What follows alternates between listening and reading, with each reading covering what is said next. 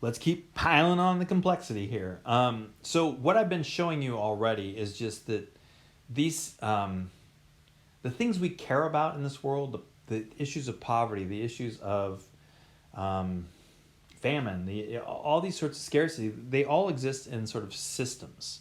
Um, Now, where it gets really complex is when we talk about not just the systems itself, but how a bunch of different systems interact in a system as well, sort of a system of systems. So, for example, let me just give you a quick example here. We can talk about natural systems. And again, we don't talk about that very much over here on this side of campus. That's those guys over there with the labs and things like that. They talk about soil depletion and they talk about the nutrients in the soil and blah, blah, blah, plants. I mean, I don't know anything about plants. Like, what? That's them over there. They can do their thing over there. That's not us. We spend our time talking about human systems like government policies, culture, economics, how these things all interact. And these are complex in and of themselves. Now, what we know, though, is that these systems interact with each other all the time. We just saw this with the biodiversity question. I'll give you a couple more examples by talking about this idea of reciprocal effects or feedback loops, which we've already talked about a little bit. Like the HIV creates more malnutrition, which creates higher susceptibility to HIV, which creates more malnutrition, on and on and on. That's a feedback loop. That's reciprocal effects. Here's another one. You guys just saw this with some of the things they were talking about in the Ghana piece about deforestation. If there's a lack of land, then essentially I need to survive. So my family and I, we go and we chop down some trees and we take that land.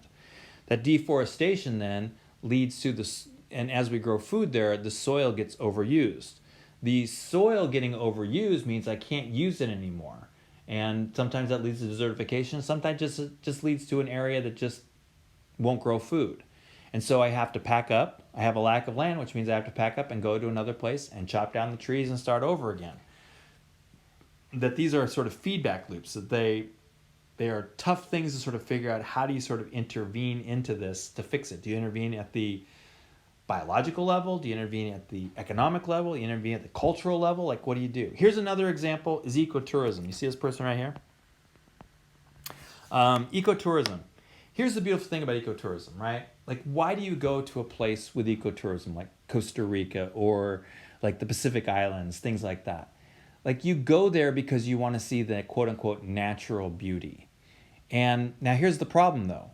The more people like you that show up to see the natural beauty, the less the natural beauty is the case. So ecotourism, come see the beauty, but the more that come, the less beautiful. Antarctica, this is a thing going on in Antarctica right now. Antarctica, it's a cool place. Like, you just think, oh, would you like to go see Antarctica? Of course I'd love to see it. I'd like to Facebook about this, put it on Instagram, have that stupid picture of, someone taking a picture. And, everybody's doing their Instagram in front of it.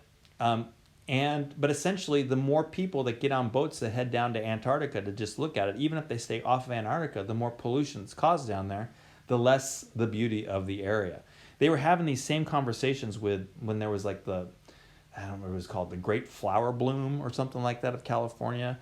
Another example is, I'm trying to think. Well, just with that Great Flower Bloom, a bunch of people were going out there so that they could have cool pictures for their Facebook page, cool selfies. But they actually ended up trampling down the blooms by doing this. And so this is part of the complexity of the whole thing. Where do you intervene in this, and how do you sort of fix these problems? All right, here's another complex one. You're going to look at a video about arsenic in Bangladesh, and then we'll come talk about that.